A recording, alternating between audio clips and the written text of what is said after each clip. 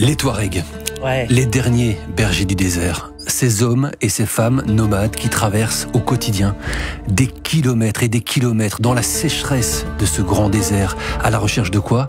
D'un peu de végétation pour nourrir leurs cheptels, leurs chèvres, leurs moutons. Il y a encore 2 ans et demi, jamais je n'aurais pu imaginer, même penser faire ce reportage, parce que c'est très loin, on est vraiment dans le fin fond du Sahara, à la frontière avec la Libye, avec le Niger. Tourner en Algérie, obtenir des autorisations, on le sait, c'est pas simple. Et puis, il faut des contacts.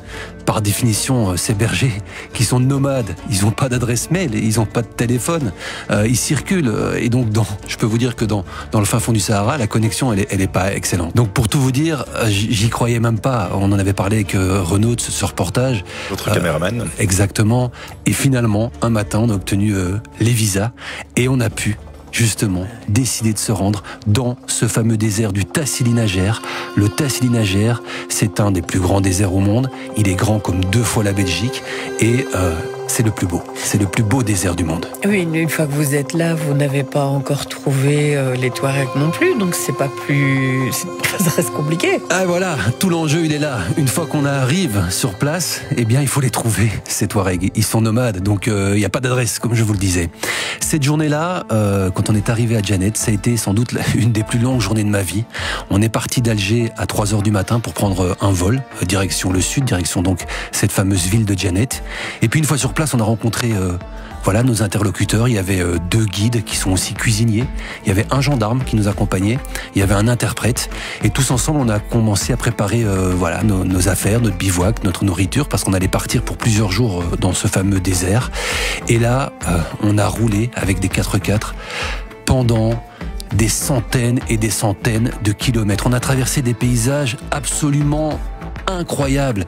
Imaginez-vous des déserts de sable sur des centaines de kilomètres, et puis tout à coup des paysages lunaires, et puis tout à coup des roches, et puis des dunes. On traverse des paysages tellement différents les uns après les autres. On doit s'arrêter aussi parce qu'il faut manger.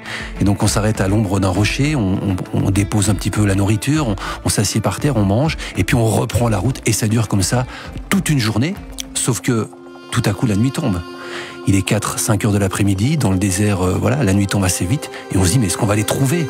Et tout l'enjeu, c'est de trouver cette fameuse végétation, cette verdure, parce que c'est du sable. Et quand on est là pour la première fois, on se dit, mais jamais c'est possible d'imaginer que des gens aient des cheptels dans ces endroits, qui leur trouvent de l'herbe pour brouter. Et donc tout l'enjeu, c'est ça. Et les guides qui nous accompagnent, ils se repèrent, notamment, avec le soleil, la nuit avec les étoiles, et ils connaissent plus ou moins les endroits où potentiellement il y a de la végétation pour trouver les nomades, mais on ne les trouve pas. Et tout à coup, et ça c'est vraiment une séquence très émouvante, tout à coup la nuit tombe, on n'y croit plus, et puis à l'horizon on voit de la verdure. Parce que vous savez, on est à ras du sol, et donc forcément la perspective fait qu'on voit du vert dans le fond, et on dit, ils sont sans doute là-bas. Et tout à coup on voit des silhouettes dans ce décor. On voit ces femmes avec leurs longs draps, avec leurs drapés autour d'elles, et puis ce cheptel. Et là, on avait avec Renaud des larmes aux yeux, on devait tourner en même temps parce qu'il faut tourner très vite cette séquence. Et ça a été un moment vraiment absolument bouleversant. On a pu se présenter, expliquer notre démarche, parce qu'ils n'étaient pas au courant qu'on allait les rencontrer. Et puis c'est comme ça que le reportage a commencé. Du coup, vous avez passé plusieurs jours avec eux. Comment ça se passe une journée? Alors c'était vraiment, pour nous, une démarche vraiment anthropologique. L'idée, c'était vraiment d'observer leur fonctionnement. Et tout tourne forcément autour de ce cheptel. Donc qu'est-ce qu'il se passe? Eh bien, d'une part, une fois qu'ils ont trouvé l'endroit où il y a de la verdure, ils se posent pour plusieurs jours, parfois plusieurs semaines, selon la quantité de végétation. Et puis tout tourne autour de ces animaux. Il y a les chèvres, il y a les moutons, il y a les chameaux dont il faut s'occuper aussi, les quelques chiens qui sont là, et tout tourne autour de ça. Ils récoltent le lait le matin à l'aube. Alors il fait très froid, on était au mois de décembre, il fait extrêmement froid la nuit dans le désert. Et bien ils récoltent le lait, et comme il fait encore froid le matin, ils commencent à battre le lait dans des pots de chèvre pour créer du fromage, pour créer du beurre. Et ensuite ils repartent, et surtout les femmes. Les femmes partent avec les troupeaux pour les accompagner dans ce fameux désert. Pendant ce temps-là, les hommes et les petits garçons vont voir les chameaux pour s'en occuper, parce que les chameaux sont à un autre endroit où ils peuvent justement rester en attendant pendant plusieurs semaines. Et c'est comme ça qu'au quotidien, la vie de ces bergers nomades se fait encore aujourd'hui, alors que certains pensent qu'ils n'existaient plus. On les a vus de nos propres yeux. Encore aujourd'hui, les bergers Touaregs existent dans ce désert. Quels sont les dangers qu'ils affrontent? Il y a 2 dangers. Il y a d'abord la modernité. Forcément, en Algérie, maintenant, on construit des routes partout, même dans ce désert. Il y a des routes, vraiment, on les a vues d'une très grande qualité. Et donc, pourquoi continuer à s'infliger des vies aussi compliquées quand on sait qu'il y a des camions remplis de nourriture qui peuvent arriver des quatre coins d'Afrique? Et donc, forcément, de plus en plus de jeunes décident de quitter leur famille de bergers pour faire des études, parce que l'école est obligatoire en Algérie depuis quelques années. Et donc les enfants vont à l'école et puis ils décident de changer de métier. Ça, c'est le premier obstacle. Le deuxième obstacle, c'est évidemment le réchauffement climatique. Il fait de plus en plus chaud. Et donc dans le désert, il y a de moins en moins de végétation. Et donc c'est de plus en plus compliqué de trouver justement les endroits où faire paître ces animaux.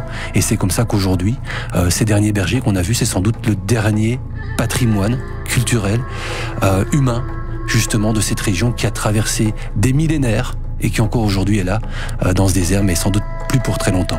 C'est la fragilité de la vie, c'est la fragilité de ce monde qui se mondialise, de cette modernité qui arrive un peu partout, et parfois du patrimoine humain qui disparaît.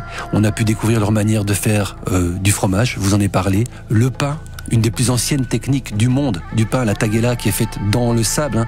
Ils mettent de la pâte à pain avec justement des cendres dans le sable. Ils font cuire leur pain. Donc c'est toute cette petite chose qu'on a voulu justement documenter en images pour pouvoir le partager, qui est justement un héritage pour vraiment ce qui est un trésor de l'humanité. Et raconter les histoires le soir autour du feu. Exactement, c'est ce qui se passait.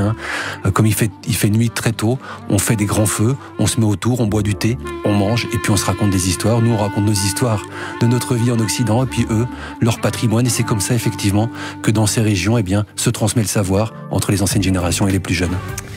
Ça fait rêver. Merci beaucoup, François Masure, de cette histoire.